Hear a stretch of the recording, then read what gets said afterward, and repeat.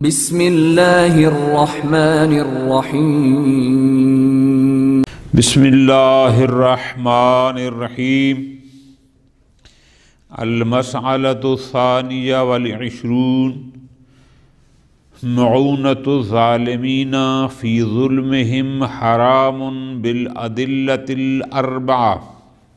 موضوع ہمارا یہ چل رہا تھا کہ کچھ فعل ایسے ہیں کہ وہ فعل من حیث الفعل حرام ہے، لہٰذا اس فعل کے حرام ہونے کی بنیاد پر اس سے کچھ کمانا، کسب کرنا بھی حرام ہے۔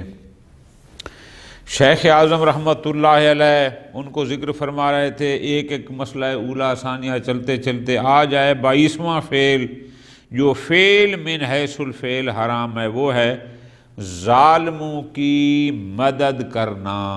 ایک تو ہوتا ہے نا ظلم، ہمارا موضوع ہے معونۃ الظالمین، یعنی ظالموں کی مدد کرنا، ان کا معین بننا، ان کا مددگار بننا۔ ظالموں کی مدد کرنا ایسے کام میں کہ جو ظلم والے ہوں، یعنی ظالم کسی پر ظلم کرے اور ہم اس کے ظلم میں اس کی مدد کریں، حرام۔ قرآن مجید بھی کہتا ہے، فرماتا ہے لا تعاونوا علی الاثم والعدوان۔ قرآن مجید فرماتا ہے ولا ترکنوا الی الذین ظلموا۔ عقل انسان بھی کہتا ہے کہ الظلم قبیح، یعنی ظلم کا قبیح ہونا مستقلات عقلیہ میں سے ہے۔ تو جب ظلم قبیح ہے تو قبیح پر مدد کرنا بھی قبیح ہے۔ پس جیسے وہاں ظلم لا تعاونوا علی الاثم جیسے اسم حرام تھا، اسم پر تعاون کرنا بھی حرام، عدوان حرام، عدوان پر تعاون کرنا بھی۔ عقل بھی یہی کہتا ہے کہ ظلم و قبیح، تو جب ظلم قبیح ہے تو اس پر مدد کرنا بھی قبیح ہے۔ اور اجماع مسلمین ہی کیا بلکہ اوکلاء عالم کا اس بات پر اتفاق ہے کہ الظلم قبیح، ظلم ناجائز ہے، ظلم غلط ہے، ظلم حرام ہے، جو بھی کہیں، ٹھیک ہے جی۔ تو جب وہ حرام ہے تو اس کی میں مدد کرنا بھی حرام ہے۔ توجہ کے ساتھ پس ظالم کی ظلم میں مدد کرنا، اس کی حرمت پر کوئی اختلاف نہیں ہے، ظالموں کی مدد حرام۔ شیخ اعظم رحمۃ اللہ علیہ نے بیان فرمایا کہ ظالموں کی مدد ایک دفعہ ہوتی ہے ان کے اس فعل میں جو فعل مشتمل علی ظلم ہو، یعنی وہ ظلم کر رہے ہیں اور ہم اس میں ان کی مدد کر رہے ہیں۔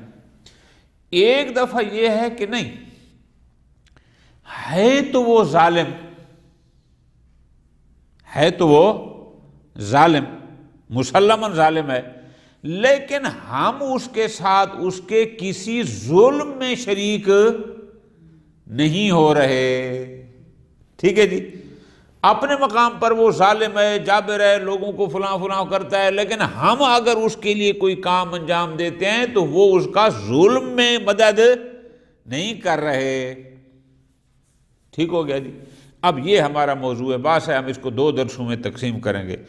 ایک تو ہو گیا ظالم کی مدد کرنا ظلم میں، ٹھیک ہے جی۔ ایک ہے ظالم کی مدد کرنا مطلقہ، چاہے وہ ظلم کا کام ہے چاہے غیر کا ہے، چونکہ ظالم اس کی مدد کرنا، ٹھیک ہے جی۔ بعض کہتے ہیں، 3 نظریے ہیں کہ صرف ان کاموں میں مدد کرنا حرام ہے جو افعال ظلم پر مشتمل ہوں۔ بعض فرماتے ہیں کہ نہیں، ظالم کی مدد کرنا ہر لحاظ سے کسی بھی فعل میں حرام ہے۔ ٹھیک ہو گیا جی۔ اور تیسرا نظریہ ہے کہ نہیں، اگر آپ ظالم کے کام کرتے ہیں، تعاون کرتے ہیں، اگر آپ اتنے زیادہ کام کرتے ہیں کہ آپ کا شمار اس کی ٹیم میں ہوتا ہے، مثال سیتے تو آپ کپڑے ہیں لیکن آپ صرف اسی ظالم کے کپڑے سیتے ہیں، کسی اور کے، آپ کوئی اسلحہ بناتے ہیں لیکن وہ فقط اسی، یعنی آپ کا شمار جس کو ہم کہتے ہیں نا ظالموں کی ملازمین کی فہرست میں ہوتا ہے، ان کے مددگاروں کی فہرست میں ہوتا ہے، آپ کا کام صرف، یعنی آپ اسی لسٹ میں شامل ہیں، پھر تو ہے حرام، چاہے آپ ظلم کا کام ہو۔ دیکھو نا یہ بڑی پیاری مثال دی شیخ عالم نے، آپ ایک مستری ہیں، کاریگر ہیں، آپ کا کام ہے مکان بنانا، اب کسی کے لیے مکان بنانا، اب یہ تو کوئی ظلم، وہ ظالم کے لیے بناتا ہے مکان، مظلوم کے لیے بھی بناتا ہے، لیکن ایک بندہ ایسا مستری ہے، ایسا کاریگر ہے کہ جو صرف ظالموں کو ہی مکان گھر بناتا رہتا ہے، اس کا شمار انہی میں شمار ہوتا ہے، یہ حرام ہے۔ ہاں لیکن اگر کبھی کبھار وہ اس کو بلا لیں، کوئی کام ہو جائے تو فرماتے ہیں پھر شاید حرام نہ ہو، لیکن پھر اس پر بھی بحث ہے، وہ انشاءاللہ ہم اگلے درس میں کریں گے۔ المسالۃ الثانیہ والعشرون، 22واں مسئلہ، بالفاظ دیگر وہ افعال کے جو فعل من حیث الفعل حرام ہوتے ہیں اور ان سے کچھ کسب کرنا بھی جائز۔ یہ دیکھو نا، یہ جو ظالم کی مدد کرے گا اس لیے نا تاکہ میں ظالم کی مدد کروں اور اس سے کو 2-4 پیسے کما لوں۔ فرماتے ہیں 22واں مسئلہ، معونۃ الظالمین فی ظلمہم، ظالموں کی ان کے ظلم میں، یعنی ایسے کام میں مدد کرنا کہ جو ظلم پر مشتمل ہو، یہ معاونت حرام ہے، بالادلۃ الاربعہ، نص قرآنی ہے لا تعاونوا علی الاسم والعدوان، نص قرآنی ہے ولا ترکنوا الی الذین ظلموا، اجماع مسلمین عقلاء کا اجماع ہے اس بات پر، کیا کہ ظلم بھی ناجائز اور اس ظلم میں مدد کرنا بھی ناجائز۔ عقل بھی یہی کہتا ہے، یہ حکم مستقلات عقلیہ میں سے ہے، کون سا؟ کہ جہاں عقل مستقلاً حکم کرتا ہے کہ الظلم قبیح، وہاں ظالم کی مدد کو بھی وہی عقل قبیح قرار دیتا ہے، اور روایات تو خیر بھری پڑی ہیں۔ ہوا من القبائر، توجہ کے ساتھ آگا، ظالموں کی ظلم میں مدد کرنا گناہان کبیرہ میں سے ہے۔ فعن کتاب شیخ ورام بن ابی فراس، وہ کہتا ہے کہ معصوم علیہ السلام نے فرمایا من مشى الى ظالم لیعینہ، اگر کوئی شخص کسی ظالم کی طرف چلتا ہے، جس کو ہم اردو میں ترجمہ کریں نا، ایک قدم بھی ظالم کی طرف اٹھائے، کیوں؟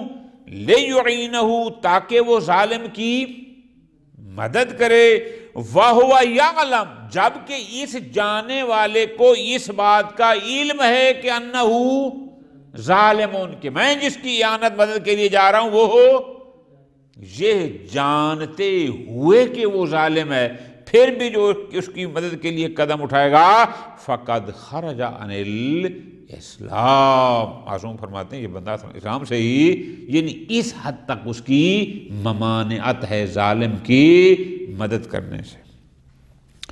امام علیہ السلام نے فرمایا اذا کان یوم القیامہ ینادی منادن، کہ جب قیامت کا دن ہوگا ایک ندا دینے والا ندا دے گا، این الظالما، ظالم کہاں ہیں؟ پھر دوسری آواز آئے گی این آوان الظالما، ظالموں کے مددگار کہاں ہیں؟ پھر تیسری آواز آئے گی این اشباہ ظالما، ظالموں جیسے کہاں ہیں؟ اور آگے وضاحت کیسے؟ حتیٰ من برع لہم قلما، حتیٰ کہ وہ بندے جنہوں نے ایک ظالم کے لیے قلم تراشا تھا. وہ پرانے زمانے، آج کل تو بال پوائنٹ آ گیا نا پین، جو پرانے زمانے ہوتے تھے وہ لکڑی سے یا کانے سے جو قلمیں بنتی تھیں، جنہوں نے ان کے لیے قلم بنایا ہو. اولاقا لہم دواتن، جو ان کے لیے وہ زمانے کے دام میں دوات ہوتی ہے نا جس میں سیاہی سے ڈال کے تو پھر وہ لکھتے تھے، یہ کام بھی کیا ہو. وہ کدھر ہیں؟ وَيَجْتَمِعُونَ فِي تَابُوتٍ مِّنْ حَدِيدٍ، لوہے کے ایک تابوت میں سب کو جمع کیا جائے گا. ثُمَّ يُرْمَى بِهِمْ فِي جَهَنَّمَ، اور پھر ان کو جہنم میں ڈال دیا جائے گا. پیغمبر اکرم صلی اللہ علیہ وآلہ وسلم کا فرمان مبارک فرمایا، من علق صوتا بین ید سلطان جائر، جو بندہ کسی ظالم حکمران کے سامنے صوت معلق کرے گا. صوت معلق کا مطلب کیا ہے؟ یعنی کوئی تازیانہ اس کو پیش کرے گا یا لے کر کھڑا ہوگا تاکہ وہ سلطان ظالم بادشاہ اسے لے کر کسی پر استعمال کرے. جو ایسا کام کرے گا، جعلہ اللہ حیۃً، اللہ اسی کو ایک سانپ میں تبدیل کرے گا. طولہا 70,000 ذراع، جس کی لمبائی 70,000 ہاتھ ہوگی. 70,000 ذراع، یہ جو جتنا ہاتھ دھوتے ہیں اس کو کہتے ہیں ذراع. 70,000. پھر کیوں بنائے گا اس کو حیا سانپ؟ فَيُثَلِّطُهَا اللَّهُ فِي نَارِ جہنم، اسی سانپ کو اس پر، اسی نار جہنم اس پر نار جہنم کو مسلط کرے گا. خالداً فیہا مخلداً، پھر وہ ہمیشہ ہمیشہ اسی میں رہے گا. ٹھیک ہے جی. پس ظالم کی ظلم میں، حرام کام میں اعانت کرنا حرام ہے، اور اس سے کسب کرنا حرام ہے. اس کی حرمت بالادلۃ الاربعہ ثابت ہے.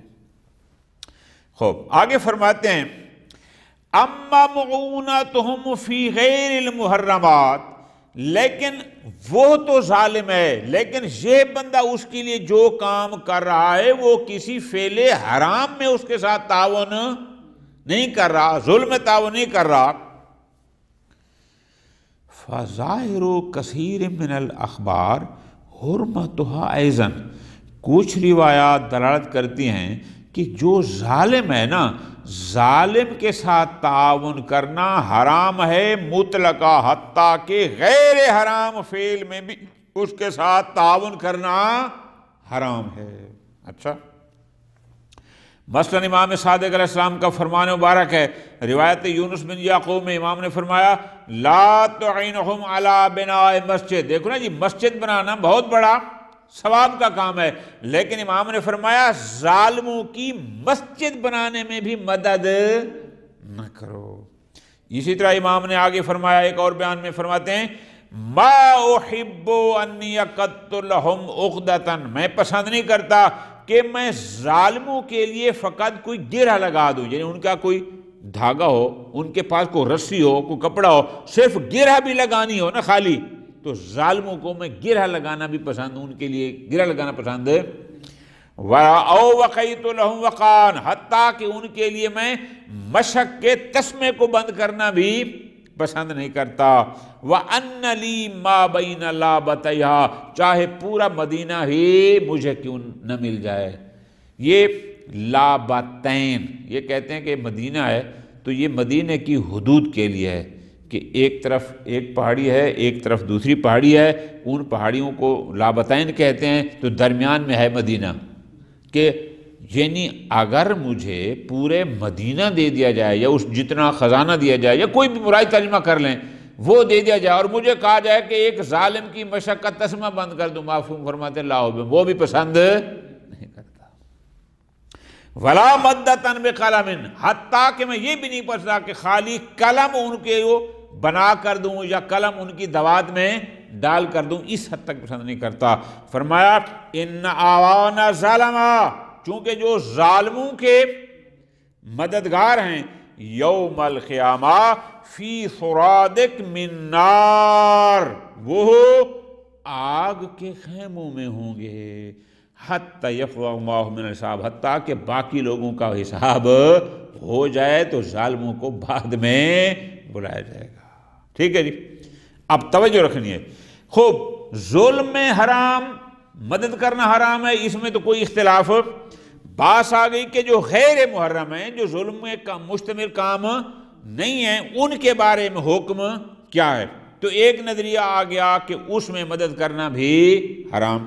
وَلَكِنَّ الْمَشْهُورُ عَدَمُ الْحُرْمَةِ، لیکن مشہور کہتے ہیں کہ نہیں، محرمات میں مدد کرنا حرام ہے، غیر حرام کاموں میں مدد کرنا حرام نہیں ہے۔ کیوں؟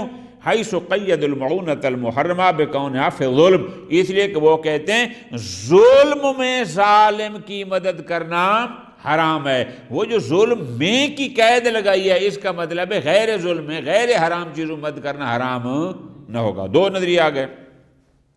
والاقوی، اب یہ تیسرا نظریہ ہو گیا شیخ اعظم کا۔ شیخ اعظم فرماتے ہیں میں ذرا تفصیل کا قائل ہوں۔ کس لحاظ سے؟ فرماتے ہیں یوں، التحریم ما عد شخص من الاعوان، کہ اگر کوئی بندہ کسی ظالم کے غیر حرام کام بھی اتنے زیادہ کرتا ہے کہ عرفاً اس کو ظالم کی معاونین میں شمار کیا جاتا ہے، ظالمین کی ٹیم کا حصہ شمار کیا جاتا ہے، پھر تو یہ معاونت ہو جائے گی حرام۔